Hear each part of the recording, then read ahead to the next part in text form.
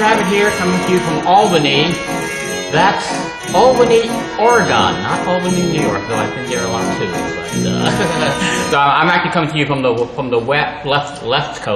West Coast. And while I'm here, I'm dropping in on another community carousel raising project here. So I'm coming to you from Albany, Oregon, home of the Brass Ring Carousel project here, and with one of the lead carvers here, Tyson Brown. How are you doing?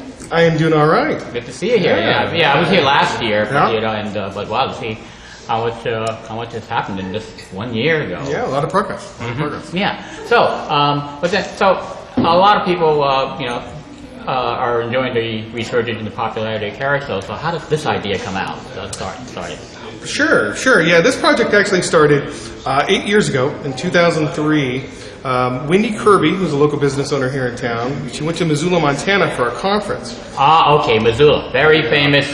That's probably the most famous community carousel project in the country. Sure. And and when she was there, she noticed what that carousel was doing for the downtown community, and also what it was doing for Missoula in general. Yeah. So she brought that idea back here to Albany, because for the longest time, Albany was trying to figure out how they were going to revitalize their downtown area. And so she brought this idea back here, started this project 8 years ago with a $150 donation.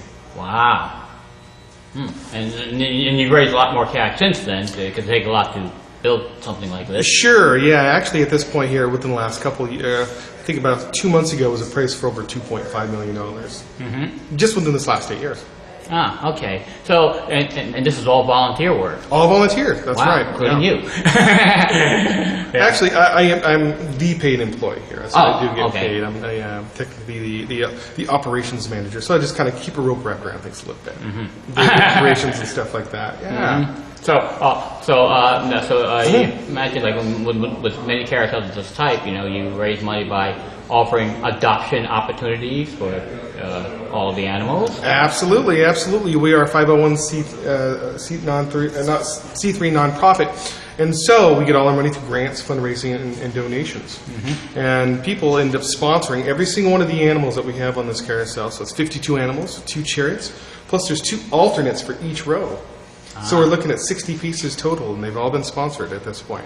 Now, when they sponsor an animal, is what the animal going to be already decided, or does somebody say, I want to sponsor an animal and I want it to be a horse? Yeah, that's pretty much it. When somebody sponsors one of these animals, they sit down with the lead carver, the lead painter, and lead artist, and they come up with a design. And it usually takes a series of 3 or 4 meetings, maybe 4 or 5, depending on how detailed these animals need to be. But it's really up to the sponsors to tell us what type of an animal they want, and also what type of details are on these animals too. And the only thing that we really try to be aware of is that we want these animals to be whimsical and not necessarily silly. So there's been a couple times where they've nixed animals that weren't really in the same theme. Like anytime somebody throws out a bear with a tutu, they pretty much say no. And that's been brought up. Circus bear. Sure, circus bear. Yeah. So how much of this carousel will be menagerie and how much will be horses? Yeah, this is about a 60-40 split, where it's 40% horses and 60% other types of animals, including a lot of fantasy creatures. Okay, I'd say that's a nice mix. Yeah. Because the one thing I've noticed, like, a lot of zoos have been clamoring to have carousels now, but therefore they all want endangered species carousels. Sure. The kids come along, where are the horses? Sure. Yeah. But the fantasy creatures have been great for this carousel too, because that's what really draws in a lot of teenagers, of course. Fantasy creatures, and we have griffins, unicorns, pegasus, really fun types of animals. Hippocampus. Yeah. Hippocampus, and that's not the hippocampus that's in the brain. It's no, this is Now, even though this carousel is being built from the ground up, there are some historical parts to it, like there is an involvement by the Densel family. Yeah, that's exactly right. Through the National Carousel Association, of which I'm a member. Very nice. We were gifted a drive mechanism from 1909 Densel Carousel. Yes. And so basically, what we're doing is we're rebuilding a brand new carousel structure to house that 1909 drive mechanism. And of course, once we ended up getting that drive mechanism, really changed the overall landscape of this carousel project too, because this was going to be about a 5-year project, about 25 animals when we first started on it. But what happened is that once we ended up getting that drive mechanism, two things happened. First thing that happened is that it was for 52 animals minimum. So it went from 25 animals to more than double. In other words, bigger. Quite a bit bigger. Also, another thing that happened is now, since they're using the drive mechanism from a 1909 Denso, they had to start building that carousel like a 1909 Carousel That's too. right. And that wasn't really in the cards when they first started working on that. And so it's kind of changed things, but by getting that drive mechanism, it saved this project to over $300,000. And it really, it was really great because now we get to use a drive mechanism that has over 100 years worth of history that comes along with that too. That's right. That's really great. So the heritage is in there. You got it. In fact, that drive mechanism, I understand, it came from New Jersey? That's right. Yeah, we think it actually came from Point Pleasant, New Jersey. Yes, I've been there. Yeah. I remember a Denso carousel that was in Point Pleasant, New Jersey through the 1970s, but I was told on my last trip here that's not necessarily the exact same one, even though it was in the exact same spot. Sure, yeah. What we heard from the Denso family is that it was there until about 1953, and then I think it ended up getting moved to Florida, something like that. And then a Denso from Ocean Grove took its place in Point Pleasant until that one disappeared, sadly. Yeah, and then I think the one that was down in Florida, I think that one ended up getting sold or something, and then the Denso family ended up reclaiming that drive mechanism for themselves, and I guess it was just in their driveway for like last 25 years.